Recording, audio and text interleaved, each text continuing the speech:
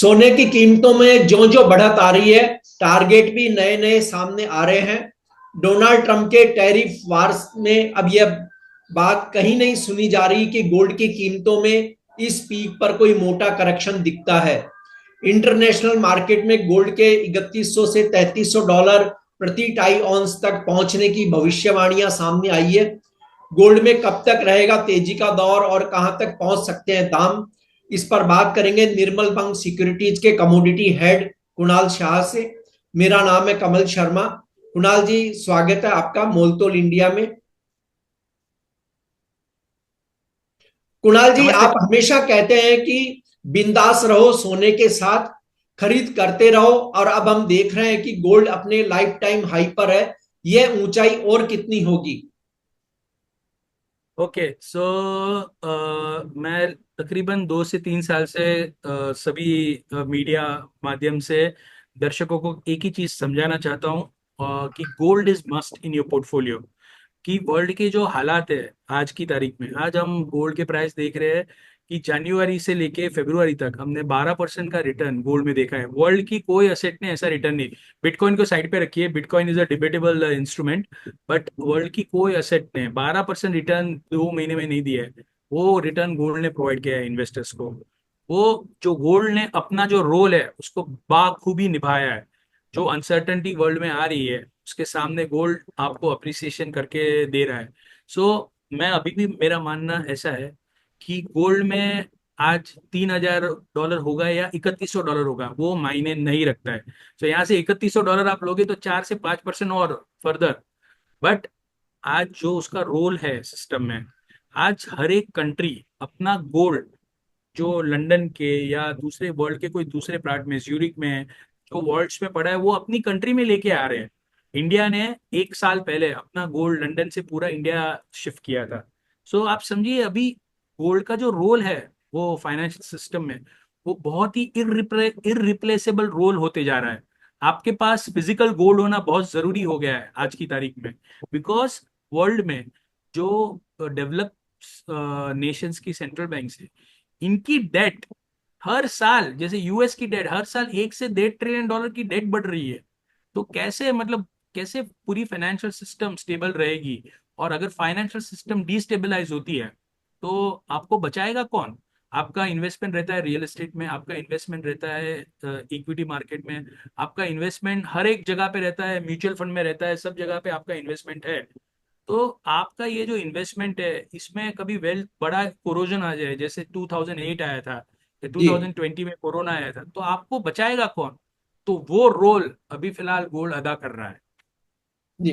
और कुणाल जी, सोने की कीमतों को ऊंचाई पर ले जाने के लिए क्या अब जियो पॉलिटिकल टेंशन से ज्यादा ट्रम्प टेंशन फैक्टर काम कर रहा है, जो समूची दुनिया को टैरिफ, इमिग्रेशन और अन्य पॉलिसियों से धमका रहे हैं? देखिए, मैं आपको ट्रम्प का एग्जाम्पल देना चाहूंगा एकदम सिंपल वे में। ट्रम्प ट्रम्प क्या करते हैं वो एग्जाम्पल देना चाहूंगा एकदम सिंपल वे में। जब आप कोई मैजिशियन का शो देखते हो, एक हाथ में कार्ड होता है और ऐसे करते हैं और दूसरे हाथ में से सडनली निकलता है, तो वो होता क्या है, वो यहाँ पे वो जो दूसरा कार्ड आता है उसको वो ऊपर ले लेते हैं। तो एक्चुअली में कार्ड यहाँ से यहाँ नहीं, हवा से नहीं आया है, वो दूसरा कार्ड अंदर छुपा हुआ है। इसे कहते हैं डिल्यूजन, एक वहम पैदा करना लोगों के माइंड में। But actually there is nothing such as magic, कोई मैजिक जैसा कुछ चीज है ही नहीं। There is nothing called magic, there is only delusion, delusion. आपको इल्यूजन क्रिएट करते हैं आपके माइंड में, वही ट्रम्प साहब कर रहे हैं। आज उन्होंने कहा टैरिफ लगाएंगे, चाइना पे 10% लगा दिया, मैक्सिको के पे जी लगाएंगे 25% लगा दिया, इंडिया पे लगाएंगे, इंडिया के ऊपर फिर वो कहते हैं रिटेलिएटरी टैरिफ लगाएंगे। मतलब जो कंट्री उन पे जितना टैक्स लगाते हैं उतना टैक्स वो कंट्री के ऊपर लगाएंगे। ये सब 2019 तक चल रहा था। उसके बाद कोविड आया और बाइडन साहब आ गए। तो कोविड और बाइडन आने के कारण ये ब्रेक हो गया, अभी वो आए फिर से ये सब ये चीज कर रहे हैं। ये ऐसा क्यों कर रहे हैं वो समझना बहुत इंपॉर्टेंट है। आज यूएस की ये साल टोटल यूएस की जो डेट है वो है 36-37 ट्रिलियन डॉलर की, उसकी यूएस की टोटल डेट है।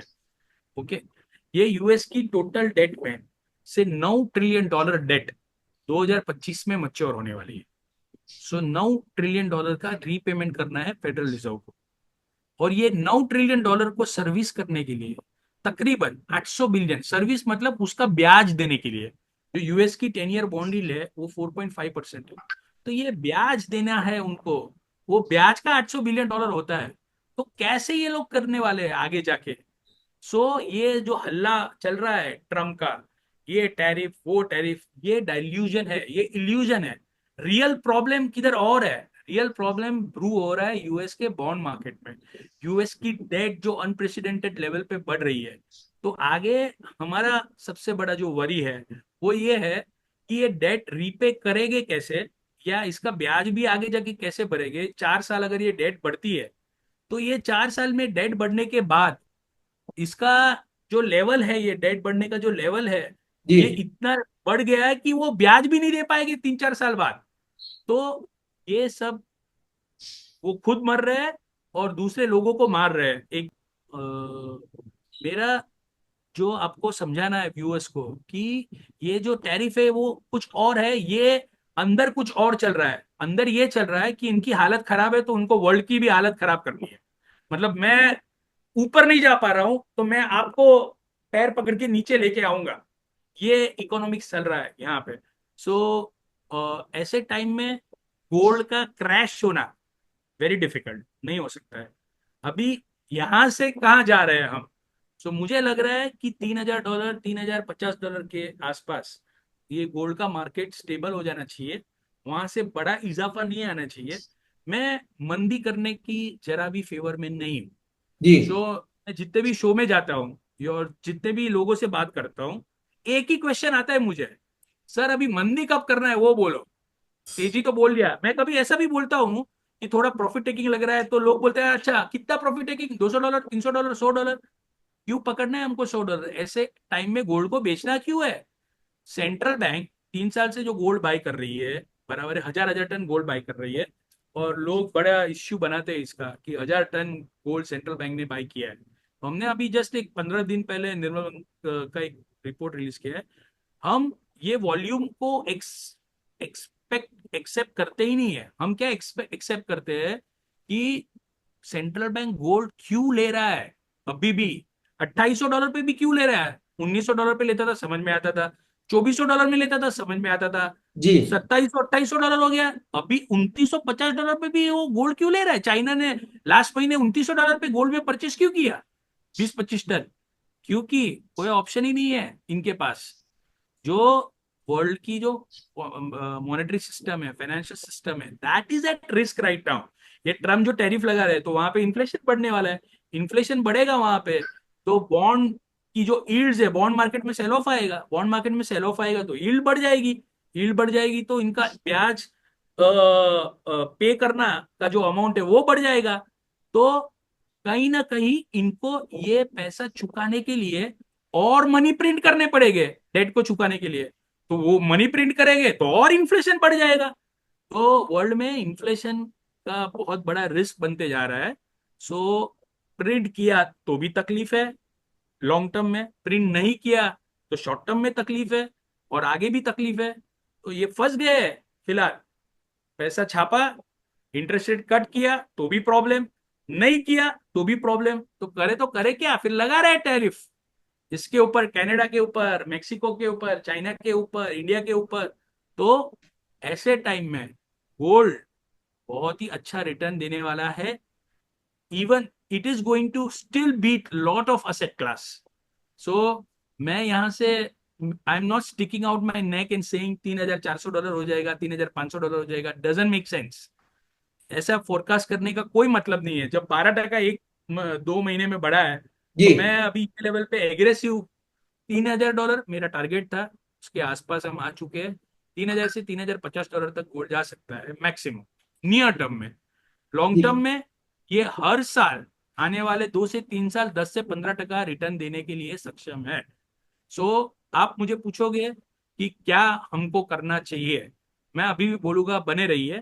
और जो लोग नहीं ले पा रहे, वो जब भी ये 50-100 डॉलर का कभी भी कोई भी रीजन से सीज फायर हो गया रशिया यूक्रेन के बीच में, या यूएस और रशिया ने एग्रीमेंट कर दिया कुछ, तो ऐसे टाइम पे जो नीचे आता है वहां पे लीजिए, बेचने का काम मत कीजिए। जी। और आपने जैसे नियर टर्म का 3050 डॉलर करीबन बताया, तो लेकिन हम ब्रोकिंग फर्मों को देख रहे हैं, जो इंटरनेशनल फर्म है उन्होंने 3100 से 3300 डॉलर भी बता दिया। पर भारतीय रुपए के संदर्भ में आप 2025 के लिए एक टारगेट क्या देखते हैं, जबकि करेंसी में भी हम देख रहे हैं कि खूब उथल पुथल हो रही है। तो यूएस डॉलर अगर यहाँ से क्रैश होता है तो इंडियन रुपी भी अप्रिशिएट होगा कॉन्सिक्वेंटली। जी जी। तो मैं ऐसा मानता हूँ कि डॉलर का फंडामेंटल कमजोर है। सो डॉलर इंडेक्स धीरे धीरे 100 की ओर जाने वाला है, 110-11 के ऊपर जाएगा नहीं, और 100 आ जाना चाहिए। सो ये मेरा फर्स्ट फोकास्ट है। Second forecast, if that happens then Indian rupee should also strengthen to 85-84, अगर ऐसा होता है तो ये फोरकास्ट को ध्यान में रख के मुझे लग रहा है इंडिया में 90 to 92 thousand rupees realistic rate लग रहा है। सो ये 86 के आसपास जो भी चल रहा है, 85-86, तो बढ़ के एक बार आपको 4-5 हज़ार रुपया और कमाने मिल सकते हैं गोल्ड में। बट 1 लाख रुपया हो जाएगा ऐसा सब सिनेरियो थोड़ा डिफिकल्ट लग रहा है ये साल के लिए। इवेंचुअली हो सकता है, बट मुझे लग रहा है कि बिकॉज डॉलर में कमजोरी आएगी आगे जाके, तो इंडियन रुपी भी वो टाइम पे थोड़ा अप्रिशिएट होगा। सो गेन्स लिमिटेड रहेंगे। कुणाल जी, सोने में इस तरह की बड़ी बढ़त पर शॉर्ट सेलर्स को आप क्या राय देंगे?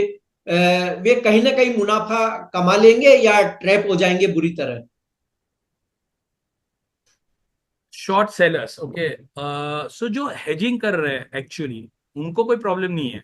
उनका स्टॉक है और स्टॉक के सामने उनका अगर एमसीएक्स पे जो ज्वेलर है, अभी कोई ज्वेलर की 100 किलो की इन्वेंट्री है और उसने वो शॉर्ट की है, तो उसका फिजिकल में उसकी वैल्यू बढ़ रही है और फ्यूचर में उसको एम टू एम देना पड़ रहा है। पर जो नेकेड शॉर्ट करके बैठे हैं, ओके, सो नेकेड शॉर्ट के लिए मेरा एडवाइस, आप टेक्निकली कोई भी स्टॉप लॉस रखिए आपके ट्रेड में, क्योंकि जो असेट क्लास फंडामेंटली तेजी में है उसमें मैं क्यों नेकेड शॉर्ट करूं, वाई?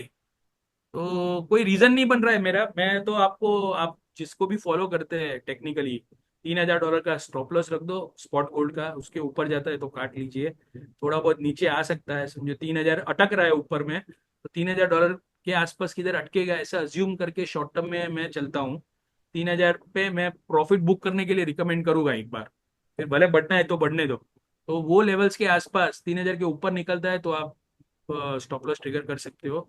बट मेरी स्ट्रिक्ट एडवाइस है, स्टॉप लॉस रखो शॉर्ट ट्रेड में, क्योंकि क्या वर्ल्ड में कल होने वाला है किसी को मालूम नहीं है।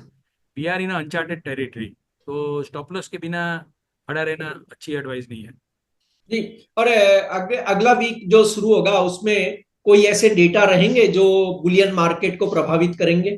थर्सडे को जीडीपी का डेटा है, बहुत इंपॉर्टेंट रहेगा थर्सडे का। जीडीपी खराब होती है तो भी गोल्ड बढ़ जाएगा।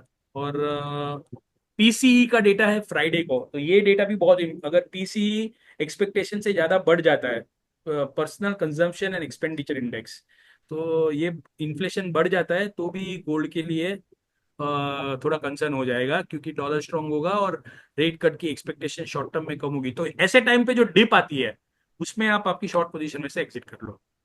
जी। आपका कोई डिस्क्लेमर कुणाल जी? मेरी पर्सनल कोई पोजीशन नहीं है, हमारे क्लाइंट्स की लॉन्ग या शॉर्ट पोजीशन रह सकती है, but I am not having any personal position. आपका धन्यवाद, शुक्रिया कुणाल जी।